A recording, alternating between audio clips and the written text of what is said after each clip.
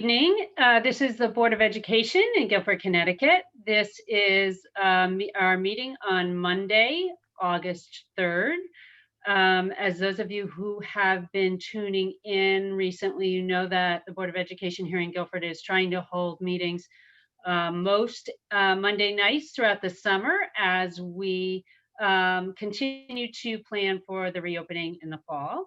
Our meeting tonight is specifically so that Dr. Freeman and Guilford Public Schools Administration can update us on reopening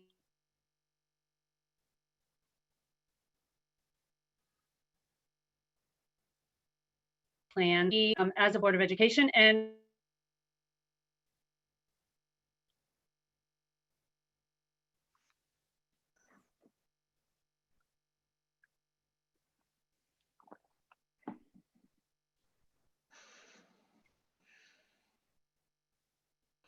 hello, did you guys just lose me? You froze for a minute, but you're back now. I'm so sorry to our viewing audience and to my colleagues here. So again, the Board of Education and Guilford Public Schools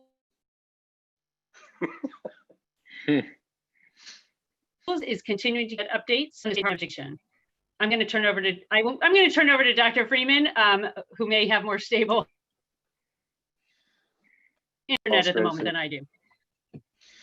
So I did want to continue our conversations about reopening. Last week, a week ago tonight, we shared our district-wide reopening plan with the Board of Education and with the community. We followed that up last week with a number of community conversations where we continued to talk about the plan in more detail. As we were discussing our district-wide plan last week, there was a lot of movement at the state level about the latitude that would be allowed to local districts around deciding what phase within that plan to reopen the schools, how to reopen the schools specifically among the three different designs that were in our plan. Remember, our overall district plan designs for a full reopening of school, where we would open the school 5 days a week to all of our students. That option does afford for parents to choose to keep their children out of school and to continue to receive distance or virtual educational supports. We designed for a hybrid plan, which would open the schools, but only to 50% capacity of population. And we designed for a full continuation of the distance learning plan that had been in place last year.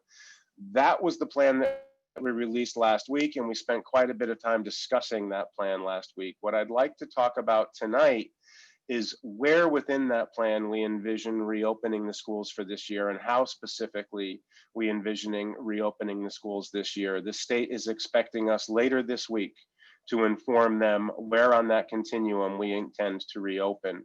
And so I'd like to start by sharing my screen and sharing some information that we received from the state just earlier today, as a matter of fact. So the state today released to school districts this guidance, these metrics around reopening schools. And they gave us 3 bands for opening our schools. These bands are based primarily, the leading indicator is a 7-day rolling average of new identified COVID cases in the state of Connecticut. At this point in time, Connecticut appears to be one of the best, if not the best state in the country for having slowed, flattened, controlled the spread of new cases, the new identified cases of COVID-19 in the state. This indicator suggests that on a county-wide basis, if there are fewer than 10 new cases per day, as identified by the rolling 7-day average, that schools would be favoring a full opening to in-school instruction. That if there are between 10 and 25 new identified cases, we would be looking at opening in that hybrid model. And only as we saw the trend begin to move above 25 new indicated cases per week would the state be suggesting that we open in a distance learning model, that we essentially not reopen the schools to student population. Additionally, the state shared with us today these current measures by county. And so if you look at that leading indicator, in New Haven County, the state is reporting 2 new cases a day based on a 7-day rolling average. That's the rate of new cases being identified in New Haven County. And we sit right on the border with Middlesex County, which is actually trending slightly better by that measure. According to those measures, Guilford Public Schools should be looking at a full reopening, that we should be planning to open all of our schools to all of our students 5 days a week. That is the direction that the state would be expecting us to move in. What I would like to discuss tonight and what we are leaning towards as we begin our reopening planning, and I want to make really, really clear that I'm sharing this information with the Board of Education tonight as a draft. It's got the word draft on it. It's got the word proposed on it. While we do intend to make an announcement later this week, I do want to make really, really clear that for tonight's conversation, this is, again, conversation with the board. I'm very much interested in the board's response to this plan at this time.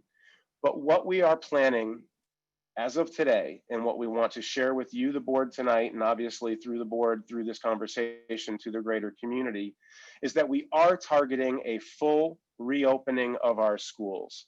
But we are planning on doing that in a slow, thoughtful, controlled, and phased manner.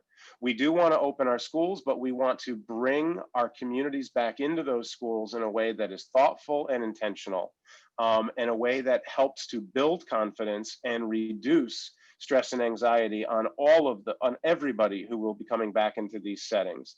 So what I want to share with you tonight is a plan that, beginning on August 31st, would start by having the professional teaching staff returning to the schools on August 31st.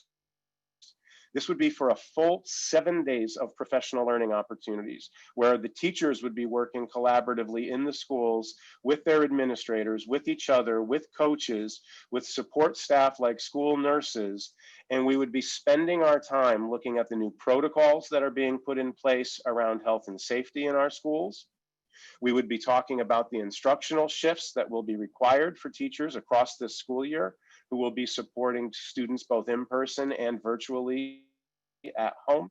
We will be talking about the social and emotional wellness of our students. We will be talking about trauma-informed instruction, as well as continuing to look at the work that was on our plate before COVID-19 hit us, talking about issues of race and justice, about culturally sensitive instruction, all of the things that we need to do to get ready to open these schools well. The community and the board will remember that we have already pushed our first student days back to September 10th. Students do not return to schools or begin to return to schools until September 10th. And in this plan, students will begin to return on September 10th in the hybrid model. Now, the hybrid model, remember, only has 50% capacity on any given day. We will begin bringing students into school. Half of the students will be in school on any given day, while half of the students will remain at home. Through the first cycle, and remember, school opens on a Thursday, on September 10th, the 10th and the 11th are a Thursday and a Friday combination. The first thing that we will be doing in those first 2 days is we will be doing an in-person orientation. Students will be coming to school. Their class sizes will be halved. The density in the building, the population of the school will be reduced by half. And teachers will be receiving their students and focusing on an orientation, talking about the importance of wearing masks in school, talking about new safety and health protocols in place in the school, welcoming students back in a way that we didn't get to say goodbye to them on March 11th when we closed schools. It will be a slow and a thoughtful and a social and emotionally focused orientation back to school for half of our students. There will be no distance component. On the following Monday and Tuesday, we will repeat that orientation for the second half of our population, an in-person, social and emotionally focused orientation into the school, a welcome back to school, and an explanation about the things that are different in our schools this year. It will only be as we move into that second week of instruction around September 16th and 17th that the teachers will then begin layering in the distance supports for the students who are attending school but attending virtually, the students who are remaining at home as we move into that second week of school, bringing the student groups together, using opportunities like live streaming of what's happening in the classroom, or small group work that pairs students in class with students at home through platforms just like this one, so that the teachers are now beginning to really blend instruction, including both of those groups into that instruction. By September 18th, then, we will be up to a fully hybrid model. We will be supporting students in school 2 days a week and supporting all students at home out of school 3 days a week in that hybrid model. And we would be targeting October 19th as a date for the full reopening.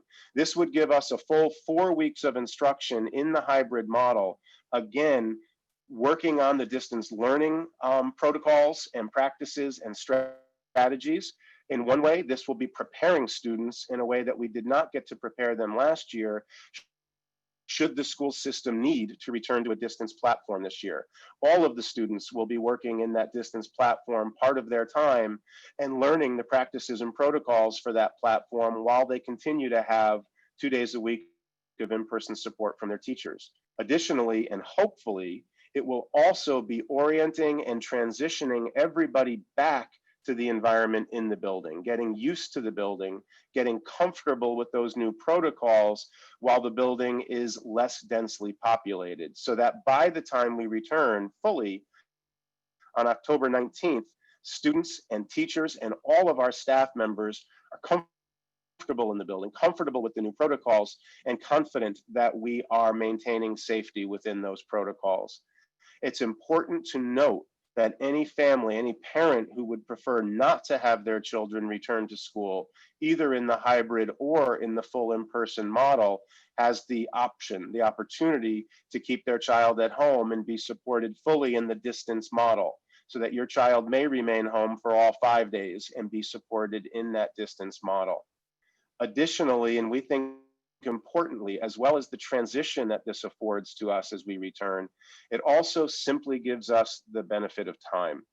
It gives us 5 additional weeks from the scheduled opening of school to continue to monitor those health metrics that the state of Connecticut is asking us to monitor, so that if we see improving numbers, we will feel more confident for this full return, but that if we see troubling numbers in those metrics, we can push that target date out further, or we can make a different decision to remain in hybrid, or in fact, to consider a distance platform if that's something that needs to be considered. We just think that it is a thoughtful and slow and controlled return to a full opening. Now, I also want to share with you what this hybrid, I apologize for that. Remember what the hybrid model looks like.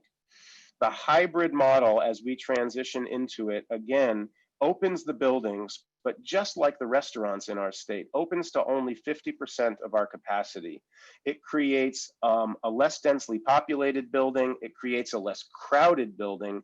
Class sizes will be half of what they would normally be, so that as students get used to the mask requirements, the social distancing protocols, the cohorting that will be in place in grades pre-K through 8, that they'll be able to do that in working groups that are smaller and manageable, so that when we fully load the building, we're doing it with people who are practiced at those protocols rather than people who are learning those protocols and making mistakes with those protocols. It also gives us the opportunity to learn from the experience and make changes along the way. The way the hybrid will work is that every class of students, every course or grade level will be broken into 2 cohorts. If I am a 4th grade teacher with 20 students assigned to me, on Monday and Tuesday, I will have 10 of those students. I will have cohort A coming in and working with me in school, while the other cohort will be at home, but I can still be supporting that cohort through live streaming of synchronous activities in the classroom, as well as through the asynchronous, more independent activities, as we have seen these last 4 months before school closed. On Thursday and Friday, I will have the second complementary cohort of students in the classroom with me. I will have cohort B in the classroom with me. I will be supporting them in person and supporting the students in cohort A through those distance tools. Wednesday becomes a day that all students will be in the distance setting. This is still a day of school. It is a distance day. All students will have 2 days of in-person contact balanced by 3 days of distance support. Teachers will still have access to their classrooms, to their materials. They can still be contacting students from those classroom settings, but it also affords us the opportunity to vent the buildings fully and to conduct a deep cleaning on all the buildings in between Cohort A and Cohort B. Obviously, the same cleaning regimen would happen on the weekend in between Cohort B and Cohort A. Questions have been raised about this sort of cohorting model. I am aware currently of cohorting models across the state where there is a full week-long process in place, where Cohort A comes for a full 5-day week and Cohort B comes in for the second week. Students are then supported 1 week in school and 1 week at home. I'm aware of school districts that are doing Cohort A and Cohort B in a 1-day AM and PM rotation. Cohort A comes in for a 3-hour morning session, and then Cohort B comes in for a 3-hour afternoon session. The design that we are proposing, that we're sharing, that we are building our plan on, in my understanding, is the most popular plan across the state, and importantly for us, is a design that is being adopted by some 20 school districts down the shoreline. We believe that it is the calendar, the weekly calendar, that aligns best with other communities that surround Guilford. Therefore, we think affording the most consistency to families in our community who straddle school districts. We have folks who live in Guilford, whose schools attend the Guilford schools, but who work in other surrounding school districts in a variety of capacities. Teachers, clerical positions, school nurses, and administrators spread across districts up and down the shoreline. Additionally, we believe that this model, I think one of the reasons for the popular adoption of this model is that we felt that a 5-day calendar week would be more manageable for families who needed to negotiate with employers, being able to identify Monday, Tuesday versus Thursday, Friday work weeks, rather than a rolling, I can work this week, but I have to be away all of next week. I do want the community to know that I've spoken just recently, both with Dr. Rob Nolfo, who is our advising physician in the school district, and with Dennis Johnson, who is the public health official in the town of Guilford.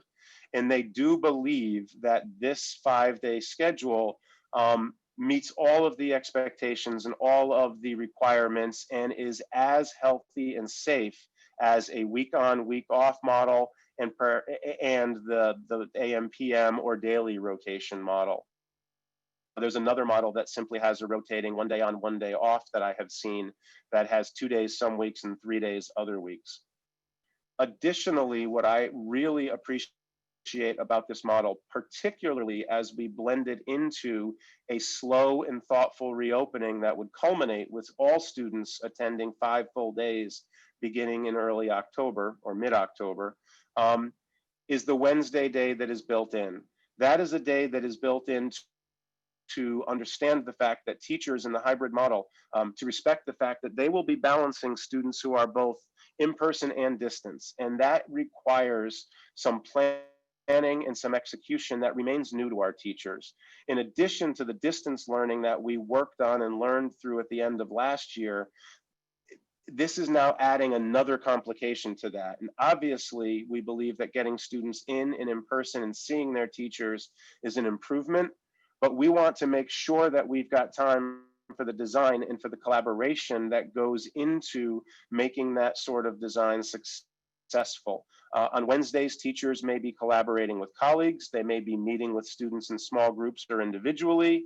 They may be answering questions that students have about the project work that they're engaged in.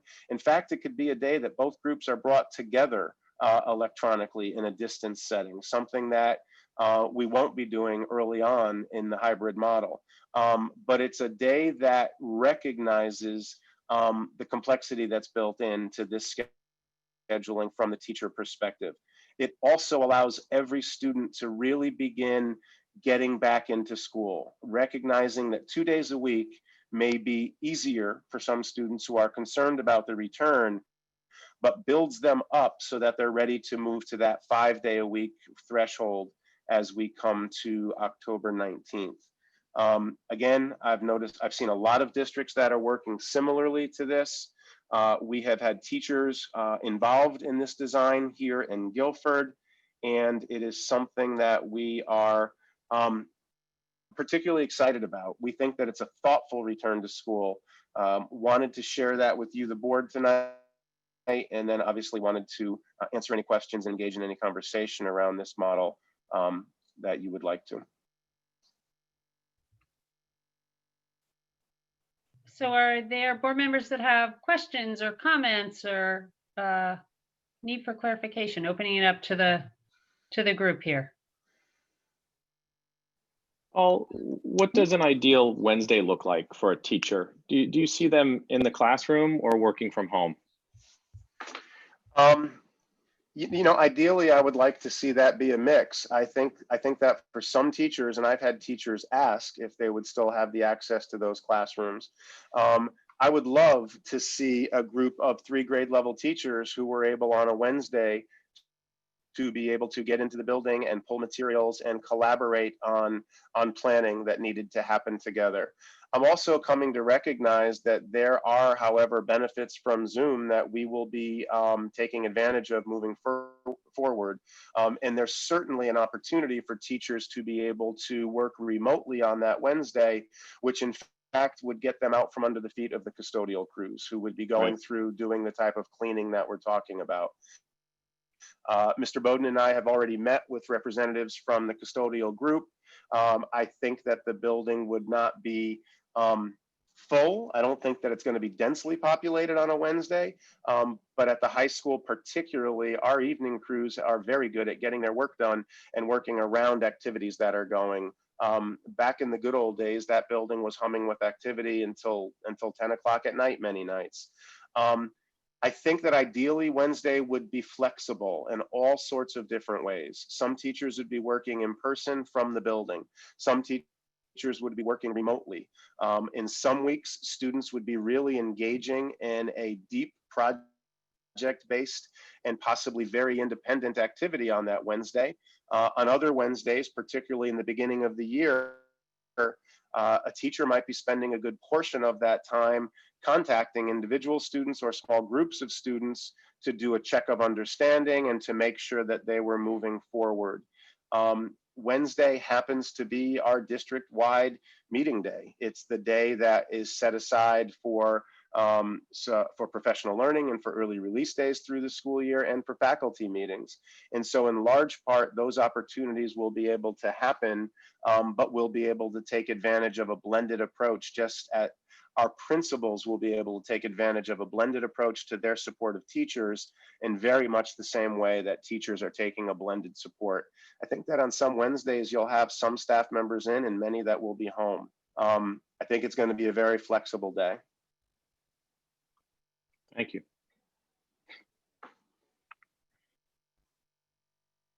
Moira, did you have a question? I had a couple that some are mine, but some are offered to me from people in the community. Paul, with the Wednesday, would that Wednesday be continued when we returned in October to full 5-day? No. Is that no? So we're now 5 days a week full. Okay. It's part of that easing back in. It's the slow sort of reacclimation to the schools.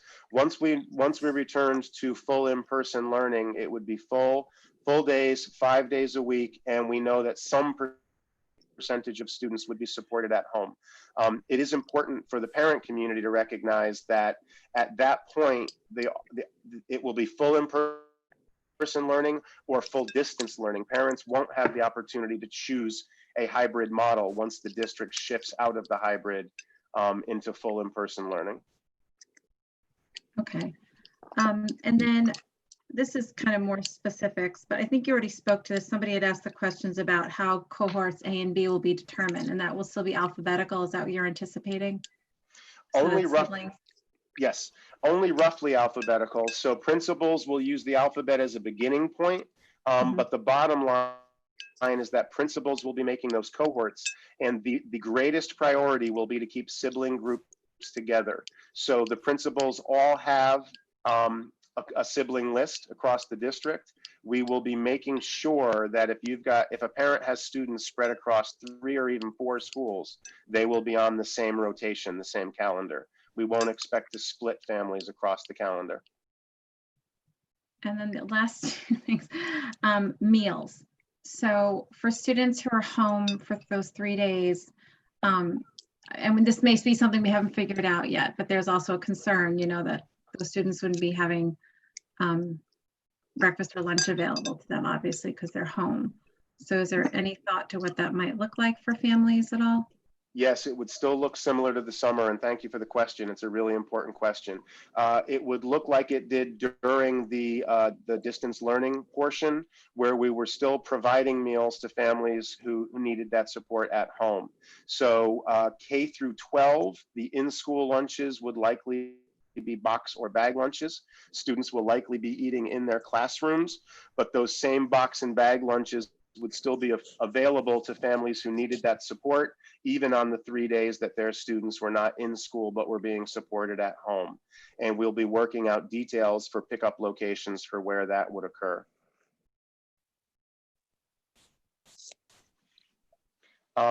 Also important to note, Moira, you didn't ask it, but you made me think of it. We're also working collaboratively with the town and with Guilford before and after care to work on setting up a childcare opportunity that would be located off of a school location, but families who required childcare on those 3 days where their students were not in school, we're working on being able to provide a childcare offering to families in Guilford and in fact to staff members in our schools, so that if the district in which they live is not fully opened, that there's a childcare opportunity available in Guilford for families who require that kind of support.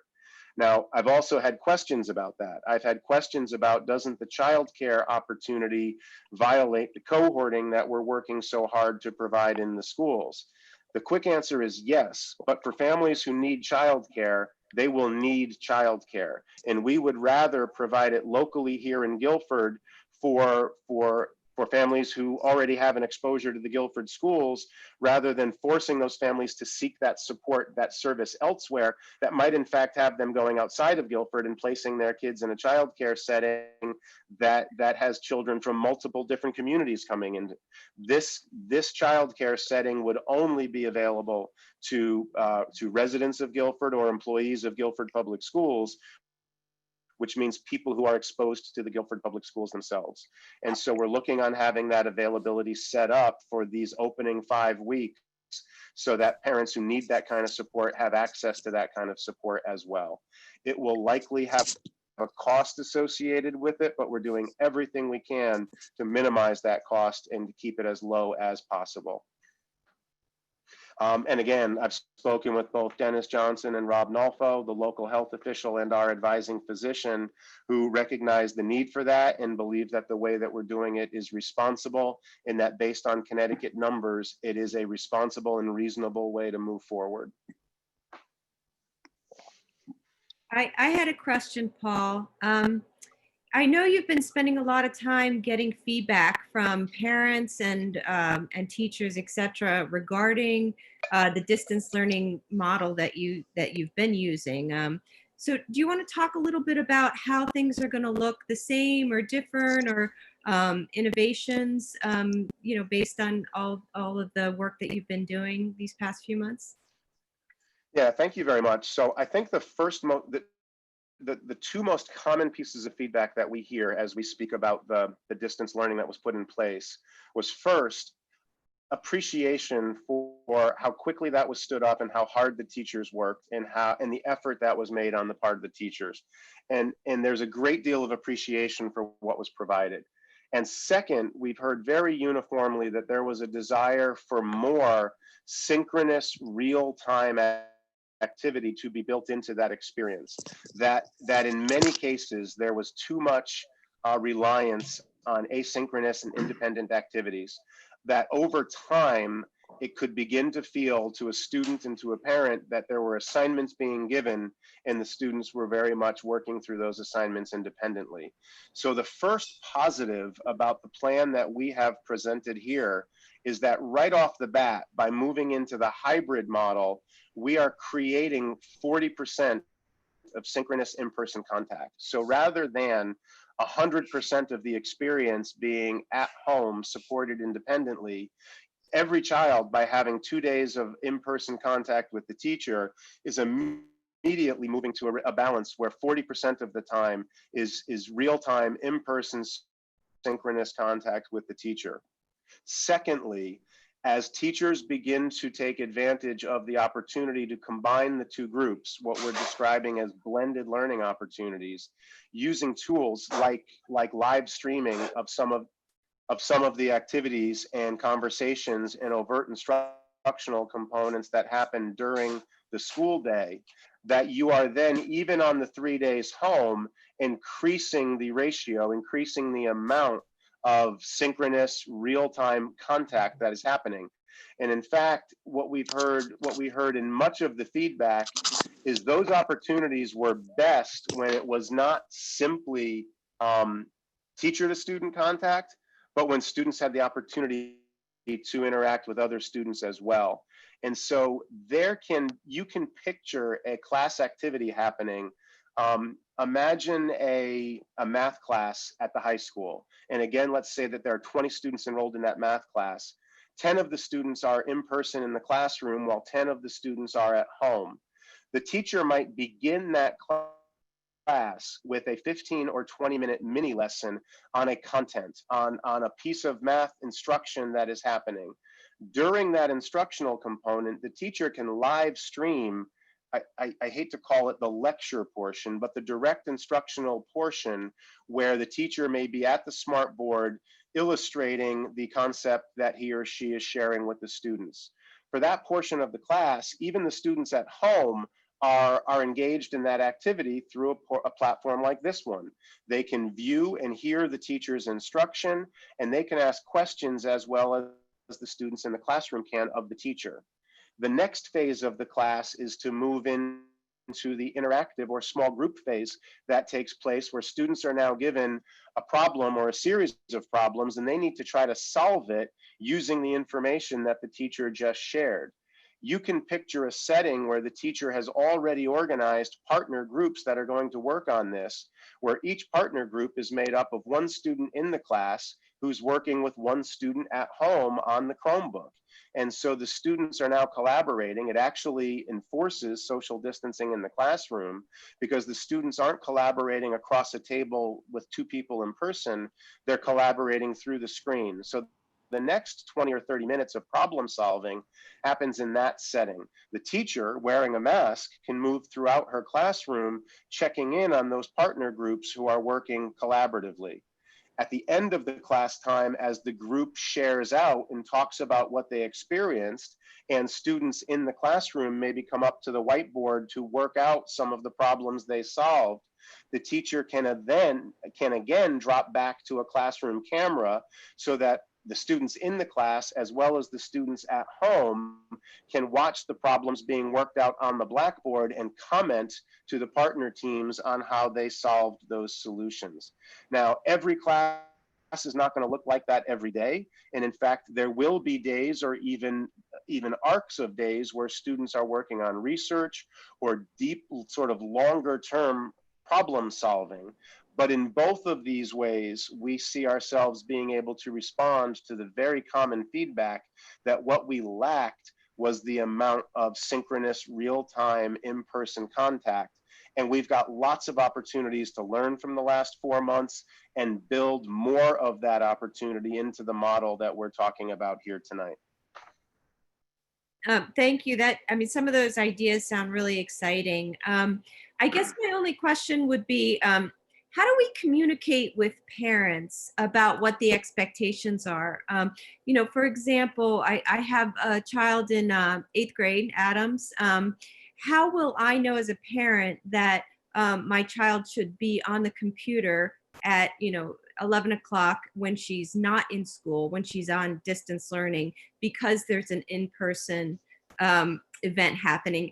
Are we just wanting the kids to know that schedule, considering that it may not be consistent, or is there a way to let parents know kind of what the schedule is to make sure that things are happening when they need to be? Both. So absolutely, especially at the older grades like Adams in the high school, a lot of that will be communications from the teachers directly to the students, letting them know at what times they need to be in class for those direct instructional opportunities. There will, however, need to be overlap, and that would be teacher communication out to the parent groups. And you're probably going to see that taking different forms, is right, based on grade level, and then based just sort of on individual teacher. One of the other comments that we heard is that there are good ideas that are happening in pockets, and that we need to develop consistency as those good ideas come to scale. The honest answer is that, again, those are pieces that we're going to need to develop and continue to learn as we move through. Those early professional learning days for teachers will have some opportunity for teachers, particularly at grade levels and team levels and subject area levels, to begin having conversations about what those consistent expectations look like. How does the third grade all communicate the same way to third grade parents in our building? How does this entire middle school team communicate to all parents? So we know that there's a need for greater consistency and greater communication with the parents. I just can't tell you what that's going to look like, because we're going to need to lean on the teachers to be the creative designers of what that will look like. And again, I can tell you that it's probably going to look different and be better and more effective come December than it will be in these first few days. I again can't say enough to the community that there will still be a degree of learning in real time that happens as we roll this out. Last year we entered a distance learning platform, and we had never been a distance school district before. Well, we're entering a hybrid, which I think is an improvement, but we've never been a hybrid school system before. And so again, we will need to rely on some patience and grace extended to us from the community as we work out some of these systems in real time. Thank you. Paul, I appreciate Joe the questions. Galino. Those were all good questions. I'm sorry, Mr. Galino, go ahead. Sorry, Mr. Dr. Freeman. I'm sorry to interrupt. One thing that came to mind was our special education students. Does this draft or this proposal include them, or do they have a separate draft or proposal for their type of specialized education that we have to provide, and we do provide for them? So that's a really good question. So first, the answer is this absolutely does include them, that everything that we're proposing here applies to any student with any exceptionality or special need. However, each of those students' programs are also above and beyond what's designed for all students. Their programs are then further directed by their individual educational plan. And so two of the modifications that we have already talked about and anticipate happening for some of our students with special needs is that right in the beginning, as we enter into the hybrid model, there are some students whose instruction, their mode of instruction and the skills that they're working on don't translate very well into the distance model. Students who are working on life skill development, for instance, students who are working on behavior, for instance, those don't translate really well into the distance platform. So right out of the gate, there may be a small percentage of our students who in fact are going to come in all 4 days in the hybrid model rather than just Monday, Tuesday, or Thursday, Friday. Now, those decisions will be made individually for students through their PPT and through their individual educational plan. Even if we have to retreat all the way to a fully distance learning model, it is our hope and it's our intention that because we're looking at a longer time frame this year than just those last few months last year, and because we know so much more than we did in the past, that we would be able to keep at least a few classrooms open. And so that even if 90 or 95% of our population needed to revert later in this school year back to full distance learning, that we'd be able to keep a few really specialized classrooms open for students who really do require that kind of instruction in in-person instruction rather. And so that is our goal. In those settings, we're looking at handling things differently. There may be a higher level of PPE that's required for the teachers who work in those settings. There may need to be greater social distancing. There may need to be smaller class numbers, but we're absolutely looking at those accommodations or modifications that would be made to the plan. But the plan is built for all, and it just needs to be tailored for some. Great, thank you. Mrs. Sullivan? Yeah, go ahead, Amy. Yes. I just wanted to just first say thank you for, this very well laid out plan. I think that, well, it may be the hope of a lot of people to be able to go back fully in person in September. From a healthcare perspective, it's pretty clear that this is a virus, and when people start to get together more, there are going to be small increases in positive cases, and I think that the slow start to this will hopefully help get us to a place where we don't have to go right away to full remote learning, and maybe get us slowly to a better place. Of course, masks, face coverings, etc., will do a significant help to that, wearing those, as unpleasant as it can be. But it does do a lot of work. My question is, as we get into later in October, if we're getting a sense that going to full in-person learning may not be able to get going by October 19th, is there some flexibility to change this hybrid model, from the 2 days and 2 days on, 3 days off to a week on, a week off, or some other iteration of that? Absolutely. And I really appreciate that question as well. There has been some conversation internally just in the last few hours, actually. But as we've been thinking about this, even if we thought we were going to open in the hybrid model for the full year, I still think I might want to begin on this 4-day on and off. The idea of opening the school year with a week on and week off seems like it's a really disjointed start, particularly for some of our youngest students. But as we started this way, got everybody into a rhythm, and then if we determined, or if we were directed from the state level, that the hybrid model needed to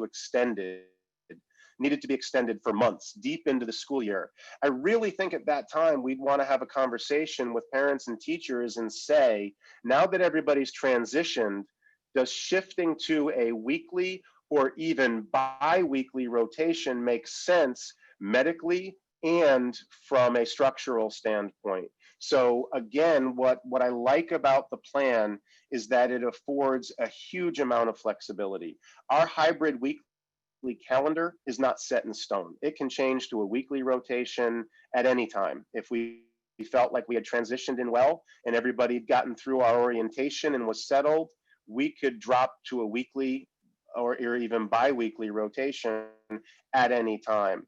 I also, and while I am very much focused on using this as a transition to full opening, I really do recognize and value that if necessary, this could become a transition to distance learning and to doing it in a way that the students are prepared and prepped for it, which is one of the big misses that we had in March. Remember, our students went home on a Thursday afternoon, didn't say goodbye. They expected to be back the following Monday after a long weekend, and then our schools were closed. So our teachers know and will be working on that blended platform, because even if we have to retreat to full distance rather than moving forward into full opening, the time they have with their teachers will help them to be more prepared in using that platform, and they'll get practice using the platform 3 days a week with the supports of 2 days a week in. So I really do like that it affords us the opportunity to move in a number of different ways. We're going to continue to say that this plan's not finished and it's not carved in stone. And we'll also be able to learn from the experiences of other districts. I like that it's slow, I like that it's thoughtful, and I like that it maintains a lot of flexibility for us to move in multiple different directions. we understand that to some degree there's an arbitrary decision over by week or by day, and we can change that moving forward. Dr. Hirsch, go ahead. This is a wonderful hybrid of a hybrid between the tortoise and the hare. We've chosen the tortoise, which I think is wise as well as thoughtful. If we've been following the news for the last 5 or 6 days, as schools have opened around the country, they've really treated this as an either or, fully open or not, and we're paying the price now. Hundreds and hundreds of students and teachers are getting sick within days of going to school. The beauty of this is not only that it's a purposeful learning curve for everybody. And rather than make us reactive in ways that we've had to be up until now, this is actually puts it back in control in ways that we're not going to be operating under an emergency. So between orientation of students and teachers and parents and so on, this really gives us time and flexibility. And we're going to learn a lot from the schools opening around the country and the state. If all of a sudden everybody in the country, no matter what the incidence around them is suffering transmission because we're just learning that that's what happens with kids, we're going to be well served by taking this cushion.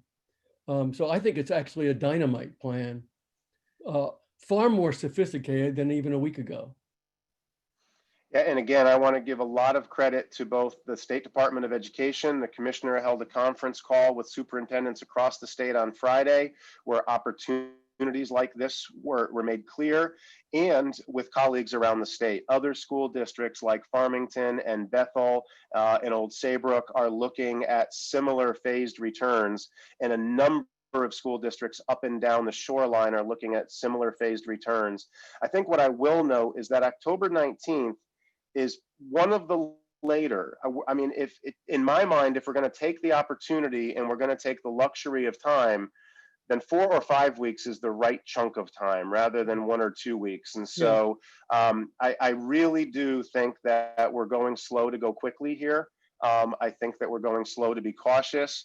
And I just want to give credit where credit is due. This is not a copyrighted Guilford design. We borrowed and stole and modified from colleagues and other school districts. But it was the one that spoke most to us and seemed most logical and positive to us. Go ahead, John. So Paul, I've been reading the CIAC release on fall sports. So it looks like we're going to have something. What it looks like is still a little unclear to me. But what I do question is just what it looks like for the students that aren't in school on days where they're going to be participating in sports. So if just how does practice look? How do games look? If you're not in class, if you're not in school that day. Yeah, so you are anticipating another item that I wanted to share with you tonight, but I'll go ahead and use this as segue then. So the CIAC did release their plan, their proposal for moving forward with a sports season. They are planning a high school athletic season this year. It is built around the idea of a late start and an early finish, and restricting the numbers of students who will be working with coaches, and is built around some of the similar mitigation strategies that are in place. There are conversations happening in Guilford right now about how we will support that. While I'm not prepared to put out a fully fleshed out plan in front of you, broadly, I will tell you that what we're planning at this moment, what we're discussing at this moment, is at the middle grades, primarily at Adams, that we will be canceling a fall sports season. Remember, up through the 8th grade, we'll be working with strict cohorting in our schools, and teams that bring students together across those strict cohorts would violate those cohorts. So at Adams, in grades 7 and 8, we're looking at holding off and not having an extracurricular athletic season. At the freshman level, we're looking at seriously limiting some of our freshman opportunities. In programs where we have standalone freshman teams, think soccer, think football, we may not be standing up a standalone freshman team this year, and we may be limiting the number of freshmen who have access to those athletic programs. In large part, that is because of the cap that CIAC is putting on. They're saying that there should be no more than 15 athletes per coach, and so that will limit the size that we have to be able to make available. We're looking at altering the JV schedule. So while we will still be hopefully bringing JV students on in full numbers onto the athletic teams, and while they will be practicing statewide, we're looking at possibly not offering a full slate of JV competitions. So those JV athletes will have the opportunity to practice and develop skills with the mitigation factors in place, but may not have a full slate of competitions as they would in a normal year. And then we're looking at prioritizing and running that varsity schedule with those limitations in place. At this point, students who are involved in athletics at that high school level, primarily JV and varsity, would have the opportunity to participate in practices or competitions 5 days a week. So even on the days that they were being supported in a distance platform, and this is important, even for students who choose to be supported in distance in a full opening, but want to participate in an athletic opportunity, they would have the opportunity to do that. We can envision a place where a parent would be uncomfortable having their student in a classroom during the day, but felt differently about their student being on a field in the afternoon with more space. Again, there are mitigation strategies in place for coaches and athletes that they will be required to follow during practices and competitions. The CIAC has made it very clear that they're continuing to work on their plan. And again, I want to make really clear that what I shared with everybody is draft in capital letters. This is the idea that we're working on at this time. It is not fully developed. Mr. Jarvis is communicating with CIAC and surrounding school districts, and I have asked to have this conversation slated for all the regional superintendents later this week. The design that I laid out here would also be built upon competitions without spectators. We would be prioritizing having an athletic season for those varsity athletes, trying to avoid what happened to the varsity athletes in spring. But by making it safe, that would limit the opportunities for parents, for spectators, but trying to really prioritize the athlete's perspective. I need to tell you, as a parent of a varsity athlete, part of me is thrilled that my son may have a season in another school district, but I can't imagine not being there. I can't imagine not being welcome at those events. But if he gets to have his season, if he gets to run, then that's a positive. Again, we will continue to be working with local health authorities. I know that there are questions about this plan at the state level. We're going to continue to monitor.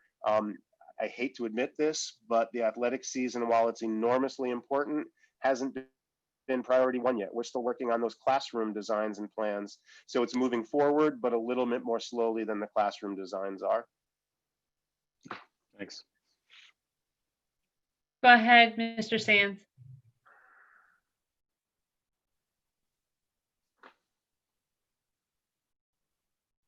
Ted, if you're talking, you're on mute.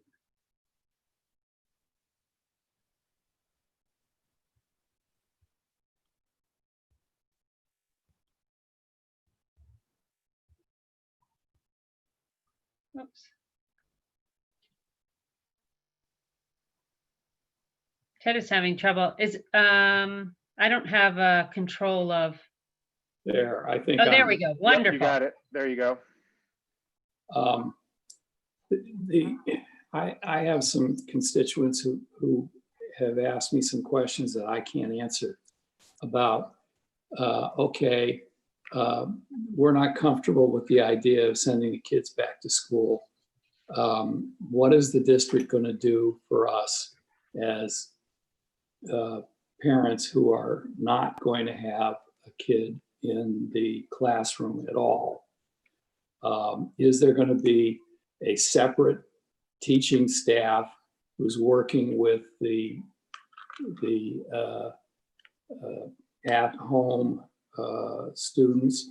Or are they going to somehow have to tag along with the students who are going into class? And some of the parents feel that that's going to be kind of hard to do. Yeah, so it is built on the blended learning design that I explained earlier, and I would say that we view that as a strength in the design, not as a flaw in the design. So again, the idea would be that all students will be assigned to teachers or classes or schedules in the beginning of the school year. Remember that our first survey of the community was that somewhere between 10 and 30% of families thought that they'd be keeping their students home. So again, if you think of a high school English class with 20 students enrolled, that teacher could anticipate that when we got to the fully open phase, now remember in the hybrid phase, everybody's going to be balancing in class with at home. So if your child chose to stay home all 5 days, that would almost be invisible to other students in the setting. Your child would be receiving that same kind of instruction as the others.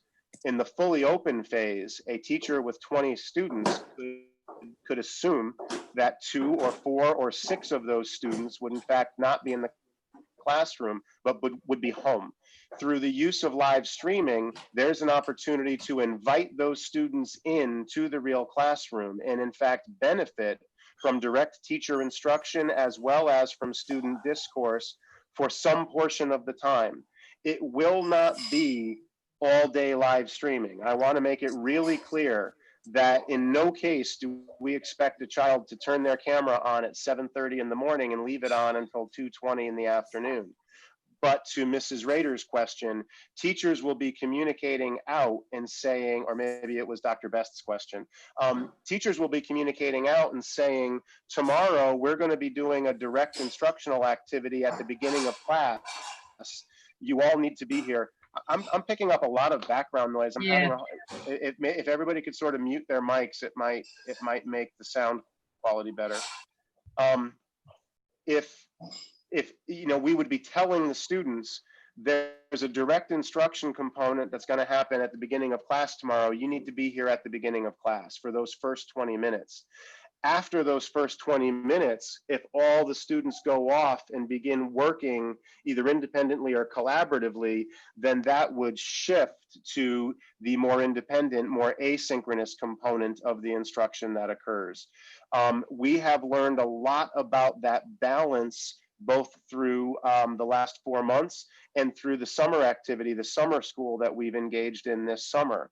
And in the teachers who taught in these summer learning pathways this summer will be sharing those experiences and debriefing those experiences with their colleagues in August, and then again in those return days at the beginning of the school year. For the families who choose to keep their students home, their students will be supported with a regular schedule through a classroom teacher through a combination of asynchronous, independent, self-directed activities and synchronous activities that invite the student in to work with their assigned teacher, or I think more positively, in their assigned classroom with the teacher and their classmates. Again, we view that as an opportunity we did not have last year.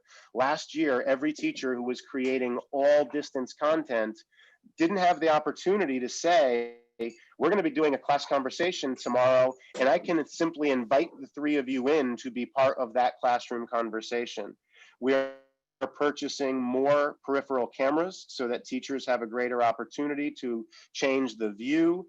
And remember that our classrooms are full of Chromebooks with cameras on them. When we do small group conversations, a student at home can participate in that conversation as easily as 2 students in class can participate in that conversation together. It's going to be a matter of planning and scheduling for the teachers to make that work, to pull that off.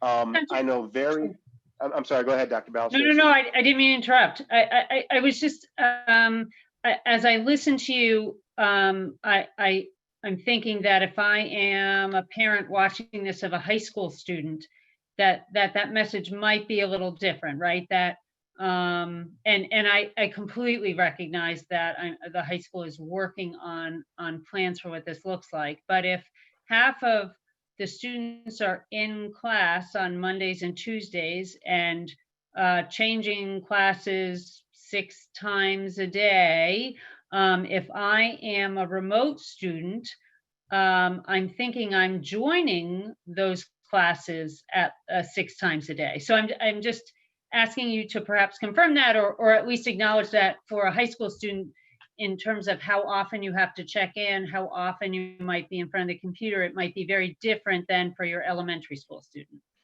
Yes, that's exactly right, except that we're also working on changing the schedule at the high school so that there will be fewer classes during the day for longer periods of time. That will facilitate both the hybrid model, and it will facilitate moving forward if we move into a full opening, supporting those students who do remain at a distance. And so that's exactly right. A high school student will have more teachers to keep track of. An elementary student will primarily have his or her classroom teacher, for the most part, one teacher to keep track of. At our middle schools, you're going to have 4 teachers to keep track of as you move through those classes. And at the high school, it could be 5 or 6 or 7 courses that you'll be keeping track of. But in the new schedule, you will never have a day where all 6 of those classes meet at one time. You will have a far smaller load that you would need to check in on. And again, we're going to have to work on the systems for those 5 or 7 different teachers to be communicating to those students what time you need to be where, right? And so again, the students at home will experience, depending on how you view it, either far greater scheduling or far less freedom in their day. They may not be able to walk away from their computer for a 2 or 3 hour period because there are teachers who are expecting them to check in to be part of class activities at a regular time. However, again, I cannot say often enough, we will not be looking for students to log on at 7:30 in the morning and simply sit bleary-eyed in front of a screen until 2:20 in the afternoon. That is not the way this is being designed. Those students will have opportunities to log off and engage in activities on their own at home and not simply be tied to a screen all day long, but to a greater degree possibly than what we experienced in the past. More synchronous and more interactive opportunities.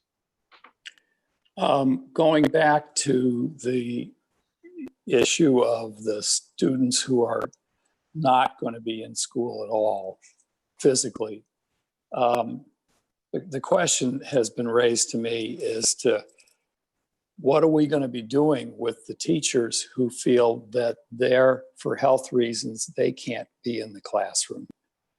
And I understand that that could be 8 or 10% of our teaching staff. And I guess the people who are asking these questions are sort of angling for dedicating those people to helping out with the cohort that isn't coming to class at all. But I mean, I don't know how this works. Right, and that is one of the moving pieces. I've said on a number of occasions that there's a lot of chicken and egg problems going on here. You know, part of the problem is that we're building student schedules while we are still working through the human resource and labor pieces around teachers who may have qualifying conditions that keep them from being capable of returning. The bottom line is, for any teacher who is unable to return because of a condition that keeps them from getting back to school, we'll work on creating reasonable accommodations to allow them to continue to support our students. What that looks like is going to be impacted by the grade level and certification of that teacher, by the number of teachers with similar grade levels and certifications in any area, by the number of students who choose to stay home. There's all these moving parts. So it could look different. Again, let's use a high school example. At the high school, we have some very unusual certifications where we have only 1 or 2 teachers in the school who are certified and qualified and experienced in teaching a specific course. There could be opportunities for some teachers in those areas to, in fact, use reverse distance learning. So if we have a teacher who teaches a very specialized area but cannot be in the building, we might have that teacher at home but using technology to teach into the classroom, and we might place a full-time substitute or a paraprofessional in the classroom for sort of classroom management and sort of structural pieces, while the teacher is coming in through a projection or a smart board to do the actual direct instruction and student discourse component of the class. In other settings, we may have teachers that we take out of a direct classroom assignment and layer into an interventionist or support assignment for the year, because the teacher can't be in the building, but is able to, exactly as you said, be somebody who is a second pair of hands for the classroom teacher, juggling a large number of students who may be at home. And so those teachers may receive caseloads of students who are working at home, where they contact them and provide some kind of content specific support around the project or the distance activity that's going on, relieves a little bit the classroom teacher who needs to do that and becomes an additional contact and additional support. We saw how positively that worked this year as we began re-entering our paraprofessionals into the program. Remember, in the first weeks when we stood up distance learning, it was the classroom teachers and most of the paraprofessionals were on the sidelines. As we began entering the paras into those relationships with teachers and students and the content they were engaging in, we had a number of parents reach out to us and say that made a world of difference, where there was somebody else who could reach out and support my student. But right now, the number of students who are going to stay home is still a moving target, and the number of teachers who may have those qualifying conditions is still a target, and what those accommodations may look like is different. Not every teacher who has an identifiable and qualifying condition might need to stay home. They might simply need some accommodations that we can make in or to their classroom, like a higher level of PPE or greater separations that we can place in the classroom. So again, you know, if we had a year to get ready for this opening, I might be able to answer that question better. But those teachers who have those conditions will support our students, will support them in a number of ways, and the accommodations that we have to identify literally have to be figured out individually for each teacher and then applied to how they'll best support students. It's also a really good question. I wish I had a more complete or finished answer. Go ahead, Moira. Hi, Paul. I'm just kind of watching the YouTube live stream as we're talking, and I think we've covered a lot of the questions folks had. One suggestion was just possibly live streaming sports.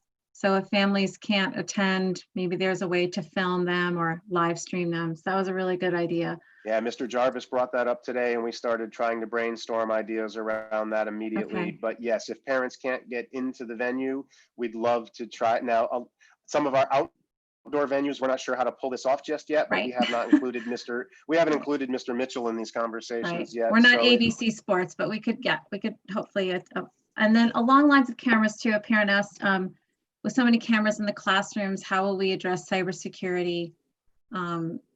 And just, I guess, personal security. That's a good question. I'm not sure we can answer that just yet, but.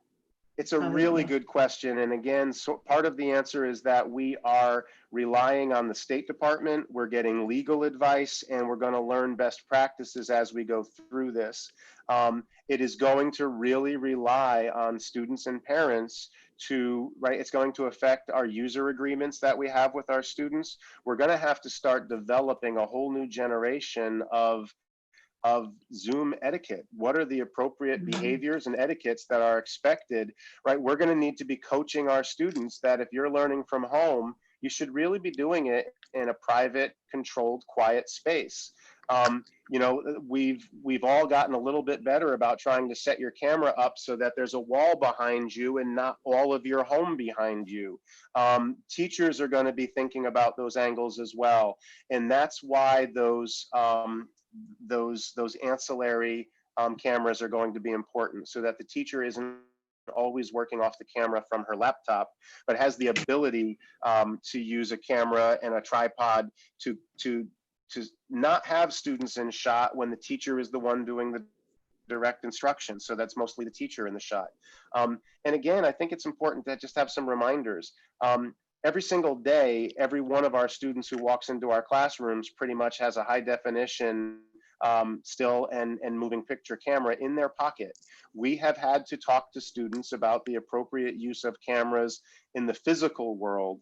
We need to talk to them about the appropriate use of cameras in the digital world. And so we'll be working on that. We'll be learning through it, but we're acutely aware of it and know that it's an important consideration moving forward.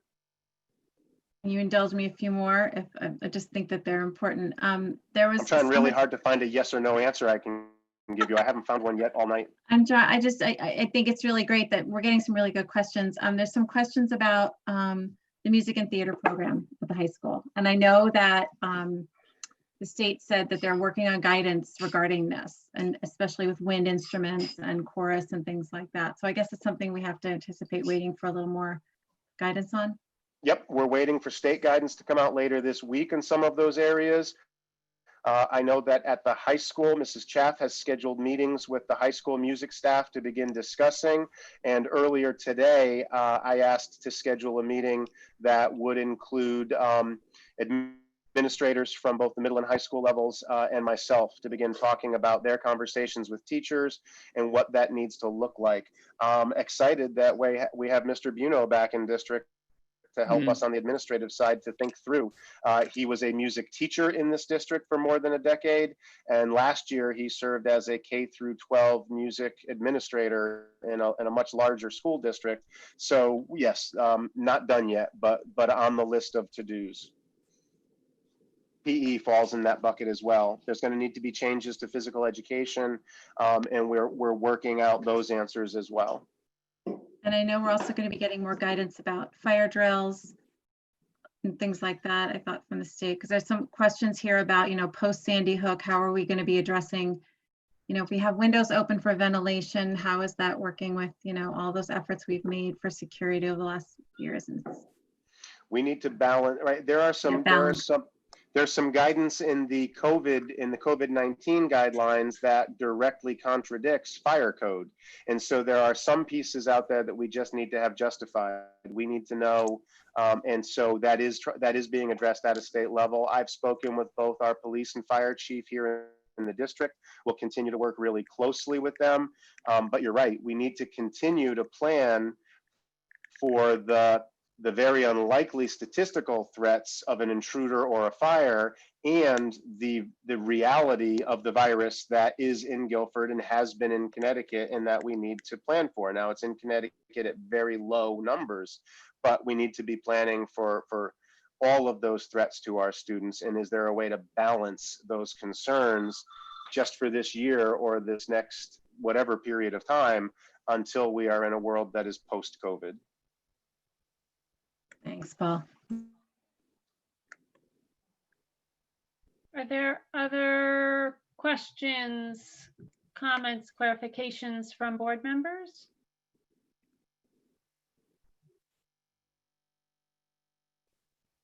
I don't see any.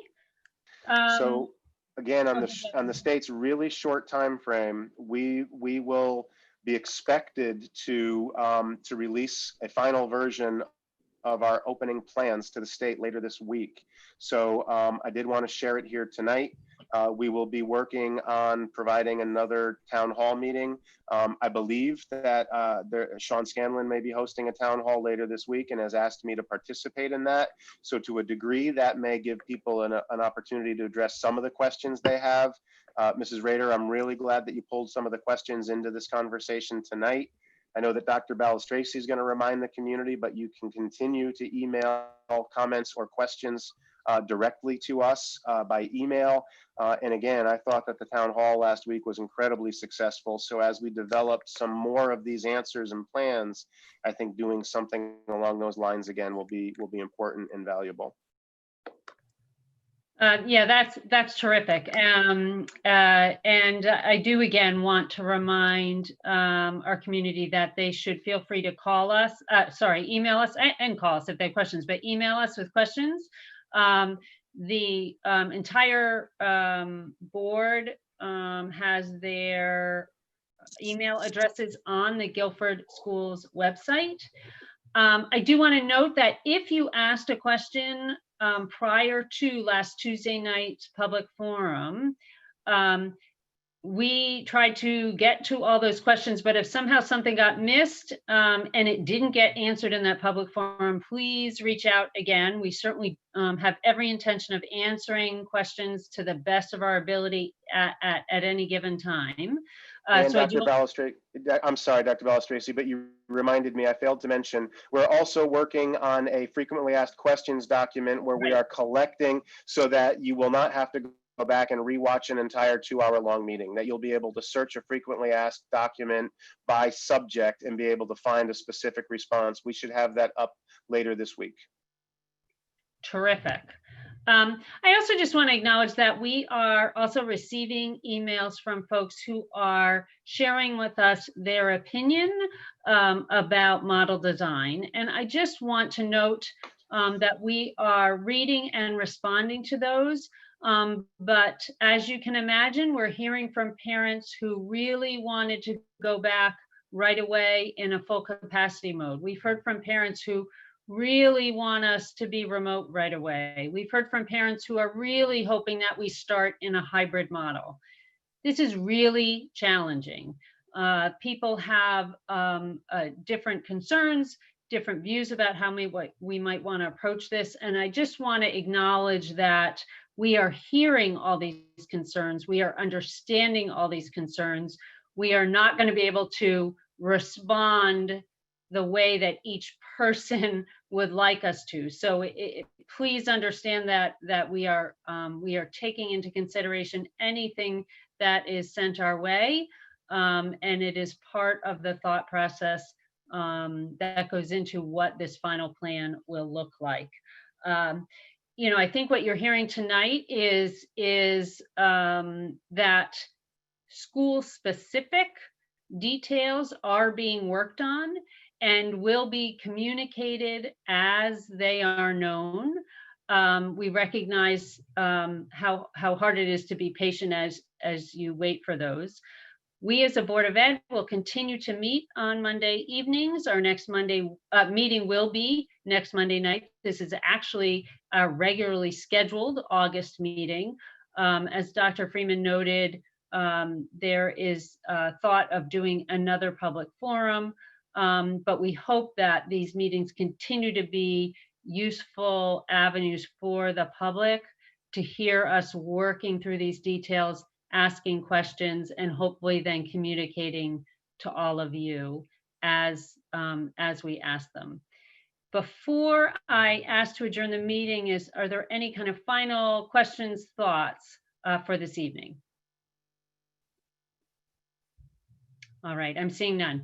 I just want to again thank Dr. Freeman, Dr. Crystal, Mr. Bowden, the district leadership team, and the staff of Guilford Public Schools who continue to be working on a plan that meets the instructional needs, meets the health and safety needs of students and of staff. This is just an enormous task, and I just really appreciate all the work that all of you are doing on behalf of our community and our students.